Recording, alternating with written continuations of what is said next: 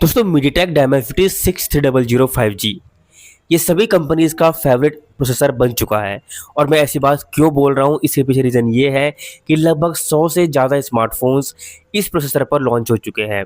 ये प्रोसेसर अप्रैल 2024 में लॉन्च हुआ। इसे लगभग 1 साल 2 महीने हुए हैं अभी तक लॉन्च हुए, और 100 से ज़्यादा स्मार्टफोन्स इस प्रोसेसर्स पर आ चुके हैं। लगभग हर कंपनी ने अंडर 15,000 इस मोबाइल प्रोसेसर को हर अपने 1, 2, 3, 4 फ़ोन्स में इसको यूज़ किया हुआ है। अब कि इसके क्या चीज़ें बेटर हैं और क्यों यूज़ कर रहे हैं, इसके बारे में हम आज डिस्कस करने वाले हैं। पहले हम कुछ स्मार्टफ़ोन्स की बात कर लेते हैं। ये सैमसंग की तरफ से सैमसंग गैलेक्सी M06, F06 और E16 में सैमसंग ने इसको यूज़ किया हुआ है। M16 में भी इसको यूज़ किया है। रियलमी ने रियलमी 14T में और रियलमी ने C73, C75 में इसको यूज़ किया है। अभी हाल ही में लॉन्च हुआ है रियलमी नार्ज़ो 80 लाइट 5G, उसके अंदर भी हमें डायमेंसिटी 6300 देखने के लिए मिला है। आईटेल A95 में यूज़ हुआ है। लावा ने अपने बोल्ड 5G में इसको यूज़ किया है। इन्फिनिक्स ने नोट 14X में इसको यूज़ किया है। ओप्पो ने A5 प्रो में इसको यूज़ किया है, और इनका एक और आने वाला है ओप्पो K13X, उसके अंदर ये यूज़ होने वाला है। वीवो की तरफ से वीवो Y19 में ये यूज़ हुआ है, और वीवो की तरफ से ही आईक्यू का Z10 लाइट आ रहा है, उसके अंदर भी डायमेंसिटी 6300 आने वाला है। तो लगभग सारी की सारी जो कंपनीज़ हैं, सबने ही डायमेंसिटी 6300 को अपने स्मार्टफ़ोन्स में यूज़ कर लिया है।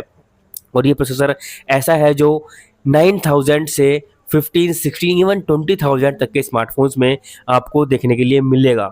ये 6 नैनोमीटर पर फैब्रिकेट है।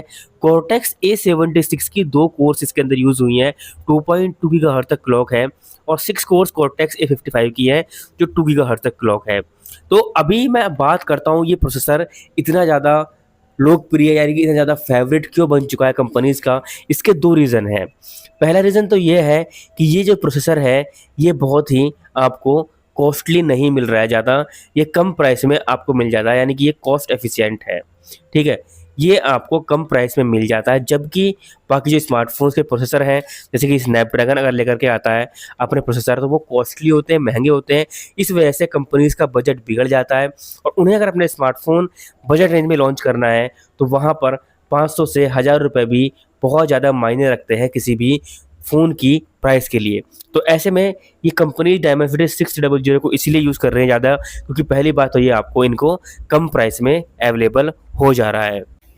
और दूसरी बात ये है कि एक टेस्टेड प्रोसेसर बन चुका है अब, तो कंपनीज़ ने ऑलरेडी इसके लिए अपने जो फ़ोन है, अपने जो सॉफ्टवेयर है, उसको ऑप्टिमाइज़ कर लिया है। तो अलग से इसके अंदर R&D की ज़रूरत नहीं पड़ेगी, तो बजट वहाँ पर भी काफ़ी कम हो जाता है। जो सॉफ्टवेयर अपडेट्स हैं और जो हमारे सिक्योरिटी अपडेट्स हैं, इस प्रोसेसर के हिसाब से देने में उनको ज़्यादा खर्चे का ज़रूरत नहीं पड़ती है। नॉर्मल कम प्राइस में वो कर सकते हैं। इसीलिए ये जो स्मार्टफ़ोन है, ये बजट रेंज में आते हैं, जो कि डायमेंसिटी 6300 को लेकर के आते हैं।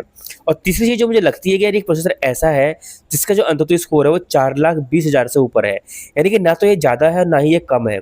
जो कि अगर आप एक मीडियम यूज़र है, फ़ोन के ज़्यादा हैवी गेमिंग नहीं करते हैं, तो ये फ़ोन आपको कहीं भी प्रोसेसर जो है वो निराश नहीं करेगा। नॉर्मल के नॉर्मल जो आपके टास्क है वो अच्छे से कर लेगा।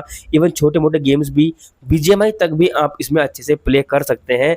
अगर हाँ, ज़्यादा देर तक प्ले करेंगे तो प्रॉब्लम आती है, मगर फिर आप हैवी गेमर हो जाते हैं, तो फिर आप ऐसे फ़ोन क्यों ही लोगे जिसके अंदर आपको डायमेंसिटी 6300 देखने के लिए मिलेगा। तो मुझे 3 रीज़न दिखते हैं जो कि मेन है इस प्रोसेसर के सबसे ज़्यादा यूज़ होने के कारण। बाकी आप बताना कि आपको क्या लगता है कि जो डायमेंसिटी 6300 है, वो क्यों इतना यूज़ किया जा रहा है? और वैसे भी हर साल कोई ना कोई प्रोसेसर ऐसा आता है, हर 2-3 साल में, जिसको कंपनी दबा के यूज़ करती है।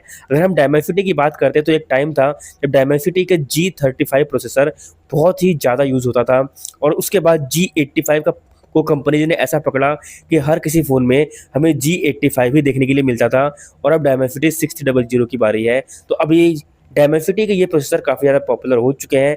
स्नैपड्रैगन का भी टाइम था, स्नैपड्रैगन का 625 जो कि रेडमी ने बहुत ज़्यादा पॉपुलर किया था इस प्रोसेसर को, वो भी काफ़ी टाइम तक लोगों ने यूज़ किया है। बाकी आप बताना आपके हिसाब से और क्या रीज़न हो सकते हैं कि कंपनी क्यों इस प्रोसेसर को इतना ज़्यादा यूज़ कर रही है, क्यों ये उनका फेवरेट बन चुका है। आई होप कि आपको ये वीडियो पसंद आई होगी।